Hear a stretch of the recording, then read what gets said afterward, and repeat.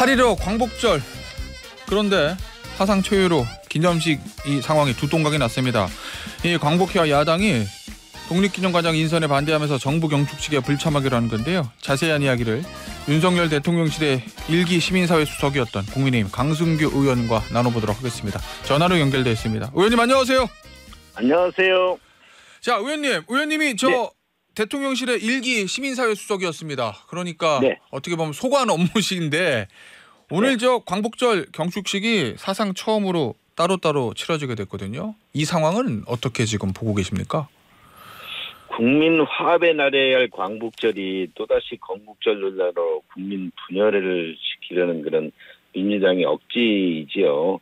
예. 건국절 지정 의도가 있다 없다를 떠나서 우리 정부는 광복절에 대해서 일관된 입장입니다. 네. 자유민주주의 국가 건설을 위한 독립과 건국은 하나의 과정이다. 이 입장을 계속 일관되게 유지하고 있는데 이에 대해서 다른 변화도 없는데 때 아닌 건국적 논란을 일으키고 있죠.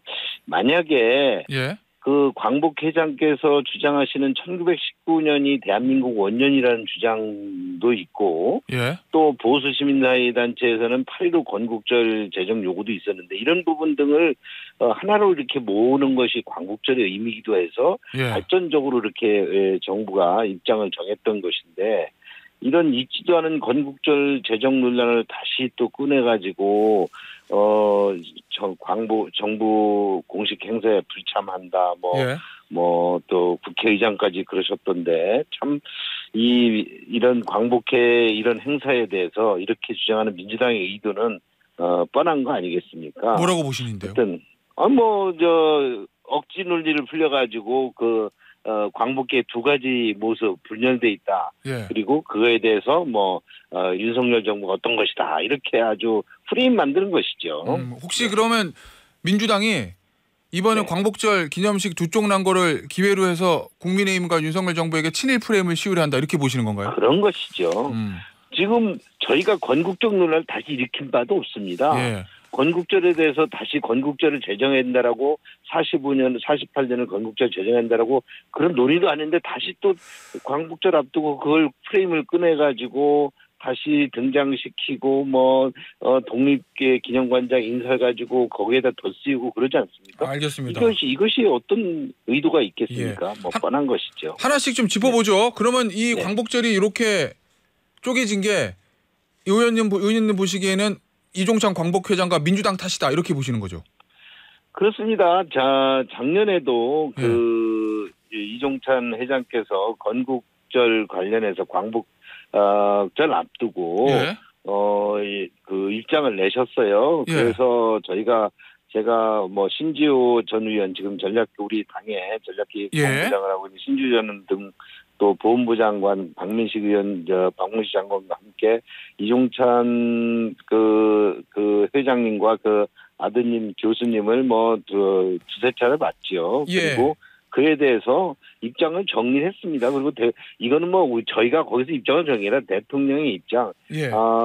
그 건국 과정은 그러니까 독립과 건국 과정은 자유민주주의를 국가를 건설하는 일관된 과정이다라는 네이션 빌딩이라는 입장이 정리됐고 이에 대해서도 흔쾌히 다 동의하셨어요. 그래서 작년에 광복절 참석하시고 참석 행사도 하셨습니까? 그 입장에서 저희가 하나도 변한 게 없어요. 자, 의원님. 그런데 지금 다시 또 논란을 일으키니까 문제가 되는 거죠. 자, 정리를 해볼게요. 그러면 윤석열 정부의 건국절 제정에 대한 정확한 입장은 뭡니까? 건국절 제정하는 거 없다. 건국절 제정에 대해서 한 번도 얘기를 한 적이 없습니다. 지금 광복회장께서는 1919년 3.1운동을 건국의 기초로 삼아야 된다 이렇게 얘기하지 않습니까? 대통령께서도 19년 3.1운동 이후부터 그동안 독립운동 여러 독립운동들이 있었지 않습니까? 그런 독립운동 그리고 48년에 우리 남한 정부가 수립한 것 등을 다 일련의 자유민주주의를 국가를 건설하기 위한 하나의 과정이다. 그것이 하나의 네이션 빌딩 국가 건립 과정이다. 이렇게 입장을 전했고 그거에 대해서 다 동의를 하셨다니까요. 자, 그러면 작년에 그러면 작년 8.15 광복절을 앞두고 이종찬 네네. 광복회장과의 면담에서 다 정리됐다는 말씀이신 거잖아요. 그렇습니다. 윤석열 정부가 네. 광복절 재정 추진하는 거 아니다 이렇게. 네네. 그런데 네. 올해 왜 그러면 이종찬 회장이 다시 그 문제를 들고 나왔다고 보시는 겁니까? 지금 신문에서는 그러지 않습니까? 언론에서는 뭐 독립기념관장을 예. 본인께서 추천하신 분이 안 되니까 예. 뭐 독립기념관장이 뉴라이트 인물이다. 뉴라이트 인물에 대한 여러 뭐 이상한 해석을 기준을 제시하고 그에 대해서 친일 프레임을 씌우는 거 아닙니까? 예. 네. 자 그러면 그렇습니다. 네. 독립기념관장 지금 이종찬 네. 광복회장이 지금이라도 김 관장 인선 처리하면은 박수를 치겠다 뭐 이렇게 얘기했다고 하는데 그러면 이 문제를 해결하기 위해서 지금이라도 대통령이 독립기념관장에 대한 임명 처리하는 거 이건 전혀 검토하지 않고 계십니까? 대통령의 인사권이 예. 광복회장께서 본인이 제시한 기준에 따라서 적절하지 않다라고 해서 인사 처리를 하라면 대통령이 인사 처리를 해야 되나요? 그게 나라인가요? 네. 그럴 수 없지요. 자, 전혀 그럴 생각이 없습니다. 예. 자, 그러면 의원님 보시기에는 이종찬 회장이 이 김영석 독립기념관장에 대해 반대하는 이유가 소위 말하는 이 뉴라이트의 문제 이것 때문이라고 보십니까? 아니면은 일부 언론에서 지적하듯이 이종찬 회장이 지지하던 이 김구 선생님의 장손자 김진 씨 이 사람이 심사에서 밀리면서 그것 때문에 그런 거라고 보십니까? 제가 뉴라이트 활동했던 분들한테 물어봤어요. 예. 김영성 신임 독립기념관장이 뉴라이트냐니까 그분들은 부정하더라고요. 그래요? 자, 그분이 독립기념관장으로서 최적의 업무 능력을 갖췄는지 그분이 뉴라이트 인물이기 때문에 안 되는지 여부 등은 누가 판단할까요? 인사권자가 판단하는 거 아니겠습니까? 예. 그런데 김 관장이 그 야권에서 지금 또 그 광복회 측에서 주장하는 것처럼 그런 뭐 뉴라이트 인물이라는 이유가 반대하는 이유가 뭔가를 봤더니 아마도 뉴라이트라는 것은 적절하지 않은 지적 같다는 것이 보수 쪽의 입장이고요. 예. 그 민중사학자들이 그 제작했던 그 친일 임명 사정 있지 않습니까? 예. 이에 대해서 그 김신 관장이 비판적인 입장이었다고 그래요. 근데 그 친일 임명 사정이라는 게 뭔가요? 노무현 정권에서 만들어진 그 반민특위에서 이거를 만들려고 하다가 위안부되지 않았습니까? 왜 위안부해야 됐습니까? 한번 그 친일 임명사전을 시작하고 보니까 민주당 계열 인사들의 친정적이 대거 나왔지 않았습니까? 예. 그런데 그런 당파적 이슈로 그런 부분을 그렇게 만들려고 하다가 무산되고 또 그걸 만들려고 했던 단체의 성격을 좀 봤어요. 그러면 민중문제연구소라는 단체인데 그 민중문제연구소에서 만든 100년 전쟁이라는 찌라시 영상이 있었지 않습니까? 이것은 여기서는 또 이승만, 박정희 두 대통령을 다 친일파로 왜곡시키지 않았습니까? 예. 이런 부분 등이 지금 또 그 신임 관장의 어떤 독립기념관장 임명을 계기로 예. 이런 아주 친일몰이의 어떤 프레임을 그대로 갖다 이리저리 끼워갔다가 맞추고 있는 것이죠. 예. 그런 부분에 있어서 대통령이 그 인사권에 대해서 뭐 번복한다든지 이런 것 같은 것은 국가가 더 이상한 모습 아닌가요? 네. 알겠습니다. 자, 그런데 앞서도 좀 지적을 해주셨는데 이제 박찬대 민주당 당대표 직무대행이 어제 한 얘기입니다. 뭐 아시고 계시겠지만 윤석열 정권은 내선 일체 단계에 접어든 최악의 친일 매국 정권이다. 이렇게 강하게 표현했거든요. 이 박찬대 원내대표, 당대표 직무대행의 발언에 대해서는 어떤 입장을 가지고 계시죠? 아니, 박찬대 그 대표는 만약에 윤석열부가 내선 일체라고 하면 예. 그 본인들이 그동안 해왔던 여러 가지 그 모습들은 그러면 내선 일체가 아닌가요? 아니, 어떻게 지금 그러니까 친일 프레임을 대통령이나 보수정부 건건이 뭐 사안이 발생할 때마다 내선 일체라고 친일 프레임을 쓰는 데다가 예. 본인들이 한 행태는 되돌아볼 저희가 없나 보죠. 윤석열 정부를 틈만 나면 친일몰이해서 그것이 얻는 것이 뭐인가요? 그렇다면 민주당은 예. 봅시다. 친일파를 지난번에도 그 한일 친일 임명 사정을 만들려고 보다 보니까 민주당 쪽 인사들의 친일 인사들이 많았다는 거잖아요. 그렇습니까? 그 민주당 쪽에 민주당의 그래도 원형이라고도 할 수 있는 한민당을 예를 들면 한민당이 그 친파가 더 많았다는 것이고, 그렇다면 민주당도 태생적으로 친일 내선 일체당인가요? 이렇듯 친일몰이나 하는 이 지금 예. 대한민국의 정치 그 제1야당의 모습, 그 제1야당의 원내대표의 모습이 참으로 아주 비참한 상황이죠. 알겠습니다. 의원님, 그런데 네. 이 반쪽된 광복절 기념식 이번 올해는 그렇다 치고 내년 내후년 계속돼야 되는데 이 문제 어떻게 정부 여당이 해결은 하셔야 되잖아요.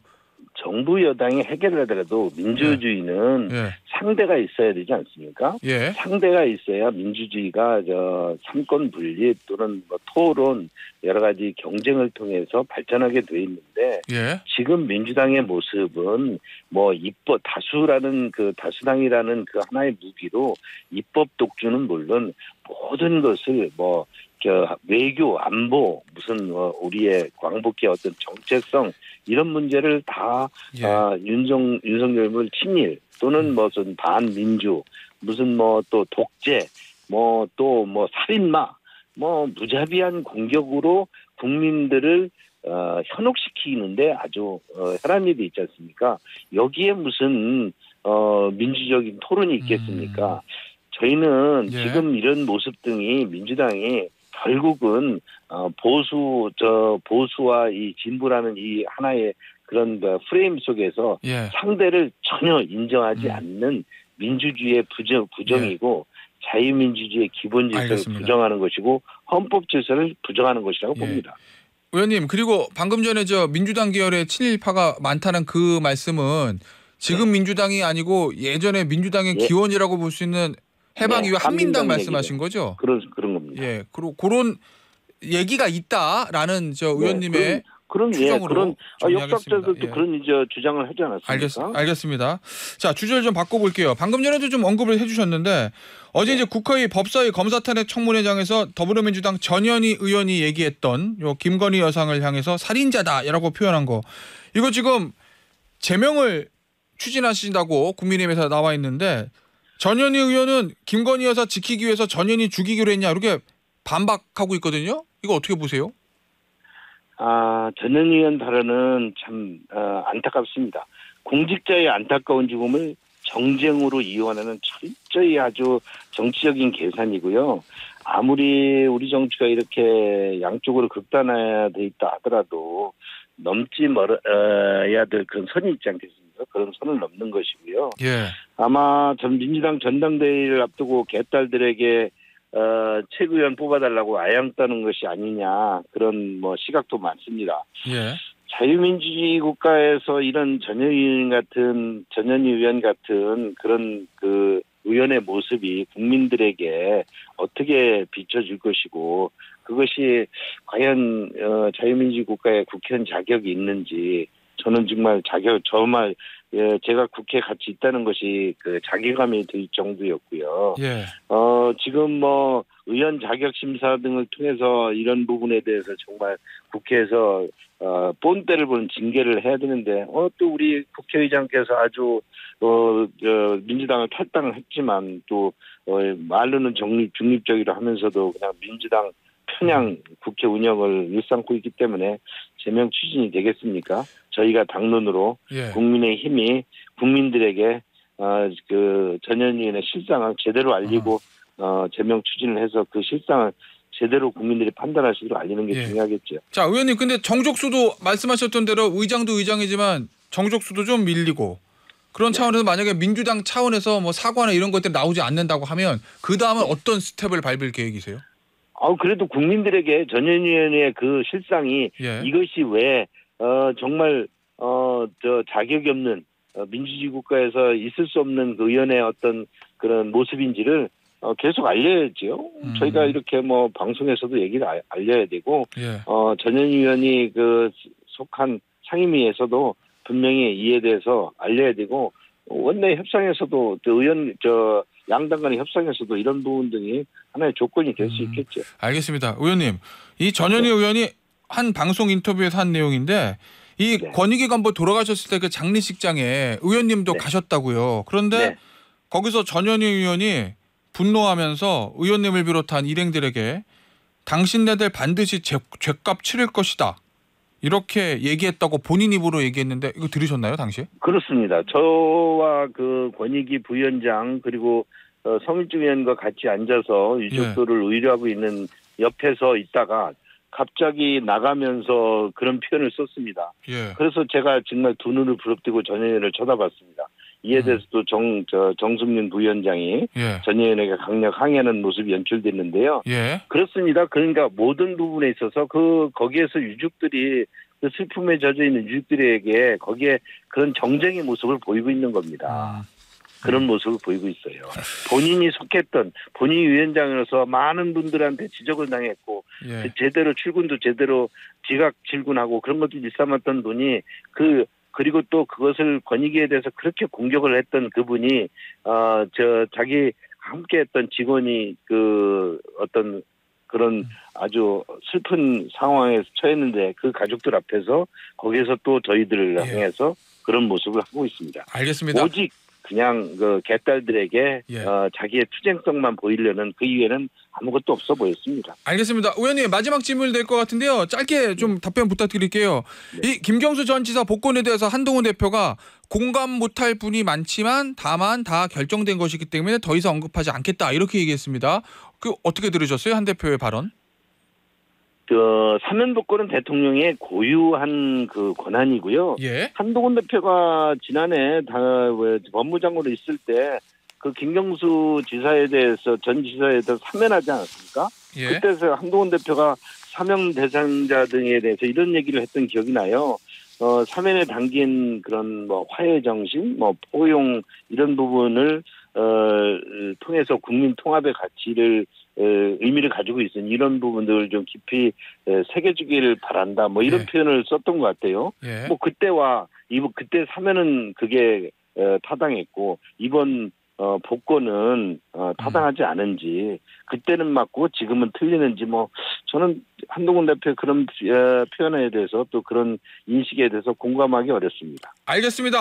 오늘 인터뷰 여기서 마무리하도록 하겠습니다. 지금까지 국민의힘의 강승규 의원이었습니다. 의원님 감사합니다. 감사합니다.